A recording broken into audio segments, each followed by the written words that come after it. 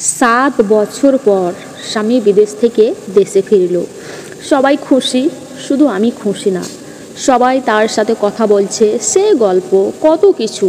তারপরে আমি তার জন্য পানি আনতে গেলাম। সে খেয়াল করলো আমি খুঁড়িয়ে খুঁড়িয়ে হাঁটছি।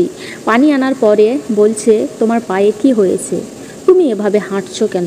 আমি বললাম, তেমন কিছু না, একটু লেগেছে, ঠিক হয়ে যাবে, তুমি রেস্ট করো, আমি রান্না বান্না শেষ করি, তুমি ঘুমাও। স্বামী 4-5 ঘন্টা ঘুমিয়ে তারপর উঠলো। তারপর আমাকে ডাকলো, বলল, এদিকে এসো। আমি গেলাম। বলল, তুমি সুন্দর একটা নীল শাড়ি পরো, তোমাকে নিয়ে ঘুরতে যাব। আমি বললাম, আমার নীল শাড়ি নেই। বলল, নীল শাড়ি নেই? বললাম, না, আমার ভালো কোনো শাড়ি জামা কাপড় কিছুই নেই। বলল, কেন? তোমাকে না প্রতি মাসে আলাদা করে টাকা দেই মার কাছে, সেটা দিয়ে তুমি কি করো? আমি চুপ করে দাঁড়িয়ে রইলাম। তারপর বলল, তোমার না সামনে মাসে 2 লাখ টাকা দিলাম গহনা কেনার জন্য, সে গহনা কই? আমি কোনো কথা বললাম না, চুপটি করে দাঁড়িয়ে আছি। তারপরে ও ওর মাকে ডাকলো, বলল, মা এদিকে আসো। ওকে যে প্রতি মাসে আলাদা করে 2000 করে টাকা দিই, সেই টাকাটা ওকে তুমি দাও না?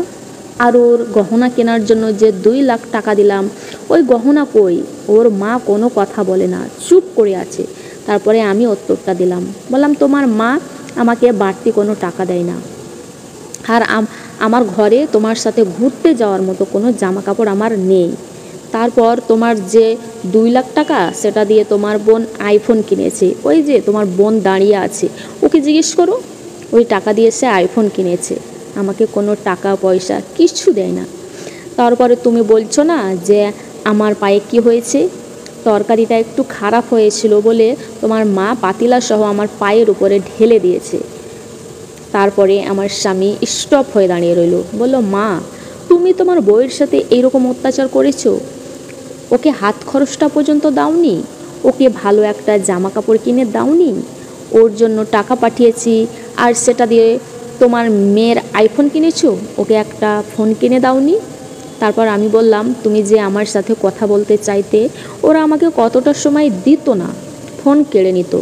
আপনি বলতেন যে আমার সাথে কথা বলো না, তো আমি কিভাবে বলবো? ওরা কথা বলতে দিত না, সামনে আছে, জিজ্ঞেস করো। তার মা বোন চুপটি করে রয়েছে, কোনো কথা বলে না। কিছুক্ষণ পর তার বোন এসে বলছে, ভাইয়া আমি অপরাধ করেছি, আমাকে ক্ষমা করে দাও, আমি ভুল করেছি, আমাকে মাফ করে দাও। মা আর বোন কি আর বেচারা বলতে পারে। তারপর আমাকে বলছে, তুমি রেডি হও, এই নোংরা জামাটা ছাড়ো, যা আছে ভালো একটা ড্রেস পরো, তোমার কি কি লাগবে মার্কেটে তোমাকে সব কিনে দেব। তখন আমি বললাম, আমার কিছুই লাগবে না, আমার একটা জিনিসই চাই, সেটা কি তুমি পূরণ করতে পারবে? সে বলল, কি? তুমি যা চাইবে তাই দেব। আমি বললাম, তুমি আর বিদেশে যাবে না, আমাকে নিয়ে দেশেই থাকবে? সে বলল, হ্যাঁ, আমি আর বিদেশে যাব না, দেশে যা হোক কিছু একটা করব। এটা আমার কথা ছিল না, আমার একটা বোনের কথা ছিল। তো আপনাদের যদি ভালো লেগে থাকে তাহলে অবশ্যই লাইক, কমেন্ট, শেয়ার করবেন।